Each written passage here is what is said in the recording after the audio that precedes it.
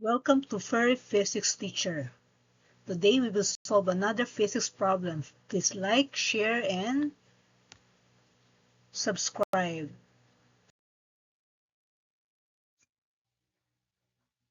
This problem solving is on the topic of work and energy. A 2 kilogram block is pushed against a spring with negligible mass and force constant of 400 Newton per meter, compressing it to 0.22 meters. When the block is released, it moves along a horizontal frictionless surface and then up a frictionless incline with a slope of 37 degrees. What is the speed of the block as it slides along the horizontal surface after having left the spring? How far does the block travel up the incline before starting to slide back down? So that is D. And at this point, when the block reaches the maximum height at the inclined plane, it will be at the height h from the bottom of the incline.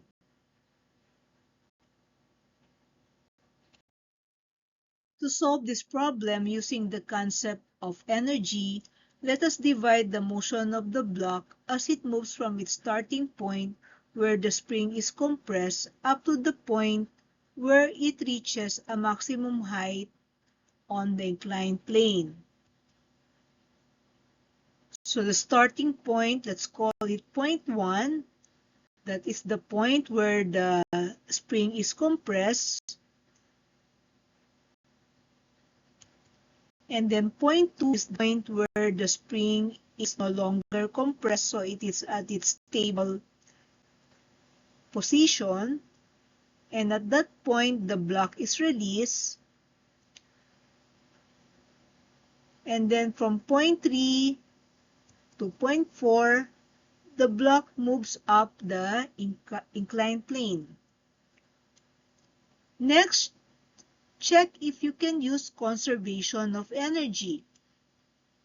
To know if the block's energy is conserved all throughout its motion, you identify the forces acting on the block and check what are the non-conservative forces acting on it.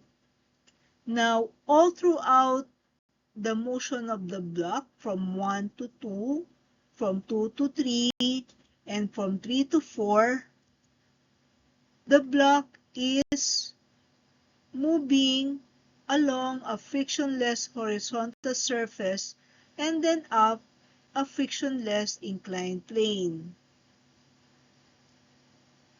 Hence, there's no friction acting on the block all throughout its motion. Now, what are the other forces acting on the block? So the other forces are normal force and the weight along the horizontal surface. And then also along the inclined surface, you also have the normal force and the weight.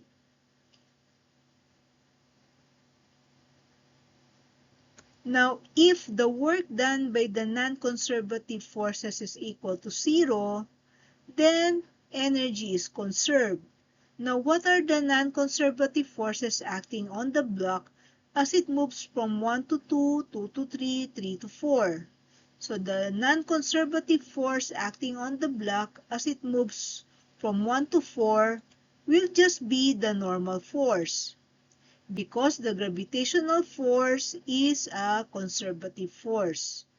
So the non-conservative force acting on the block is just the normal force. Now, if the work done by the normal force is 0, then energy is conserved. Now, we know that the work done by the normal force will be equal to 0 because the normal force is always perpendicular to the motion of the block. Hence, its work done will be equal to 0.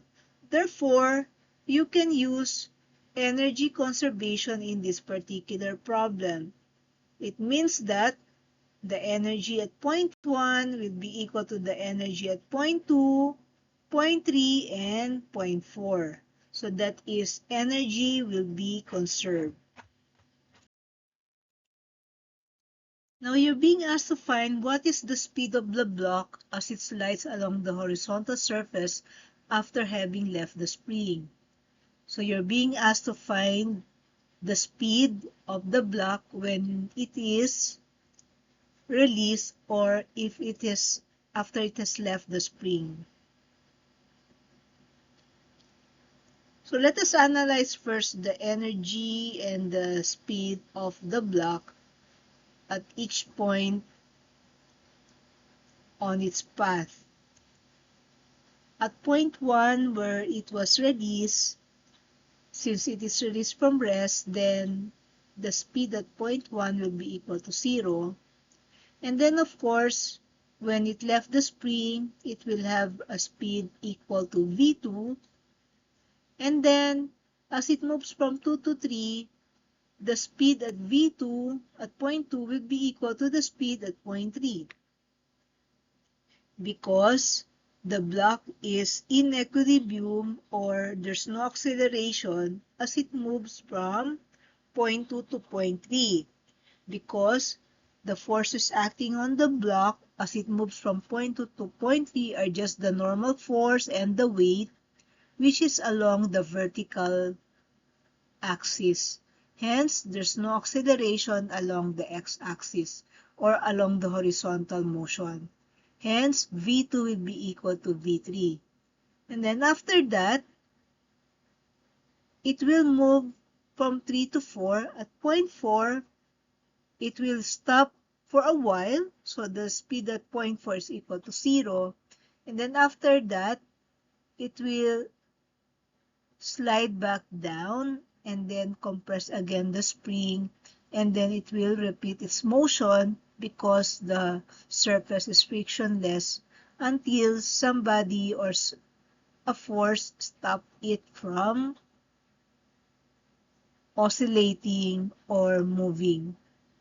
So the block's motion will just be oscillating from 1 to 4, then 4 to 1, until it is eventually stopped by an external force. Now, the energy at point 1 is equal to its kinetic energy plus potential energy. The kinetic energy is 0 because the speed of the block is 0 at that point. At point 2, the potential energy is 0 because, as you can see, the block or the spring is no longer compressed. Hence, there's no more elastic potential energy.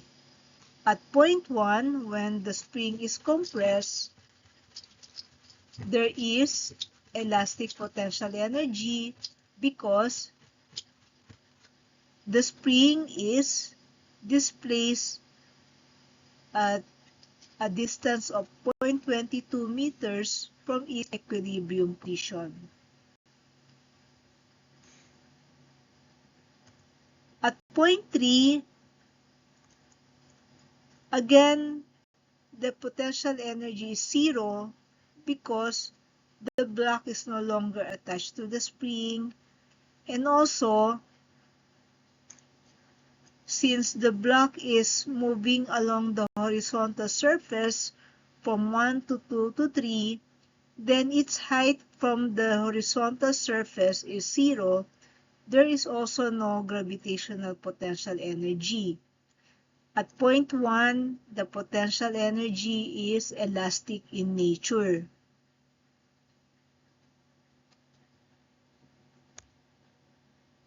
Now, when it reaches point 4,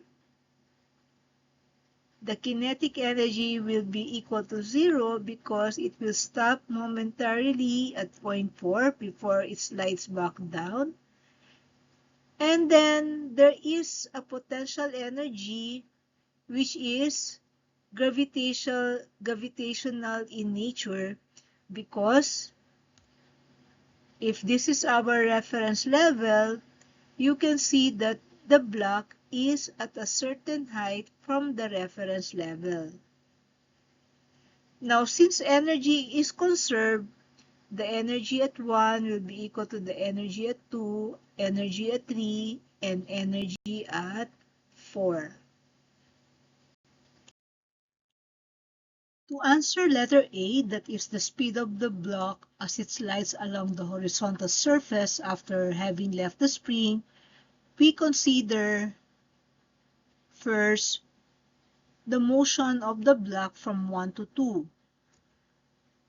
So we know that the energy at point 1 is equal to the potential energy, and the energy at point 2 is equal to the kinetic energy. And since energy is conserved, the energy at 1 is equal to the energy at point 2. Now, the potential energy at point 1 is equal to its elastic potential energy, and that is 1/2 kx1 squared. Solving for the elastic potential energy or the potential energy at point 1 by substituting the given values, like the K is 400 Newton per meter and X is negative 0.22 square. Hence, the potential energy at point 1 is 9.68 joules and it is equal to its total energy at point 1, which is 9.68 joules also.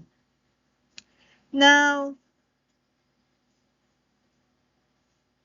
the kinetic energy at point 2 is 1/2 mv2 squared.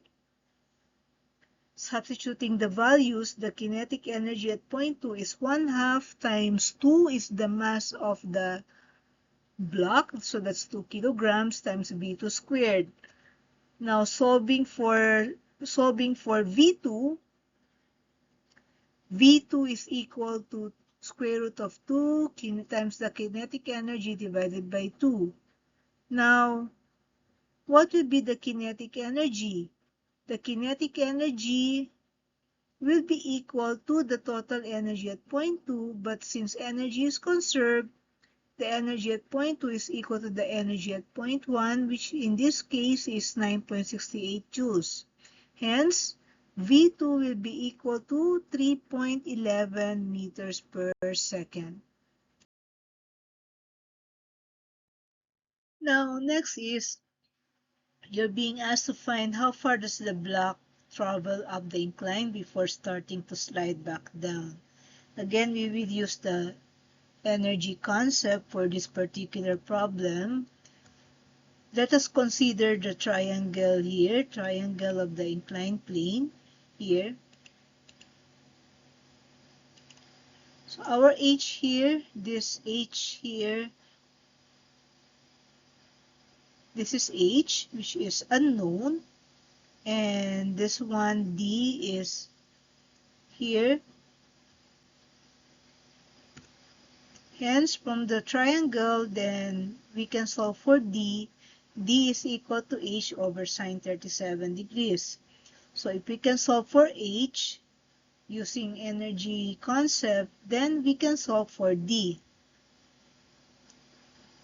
We know that the energy at point 3 is equal to 9.68 joules.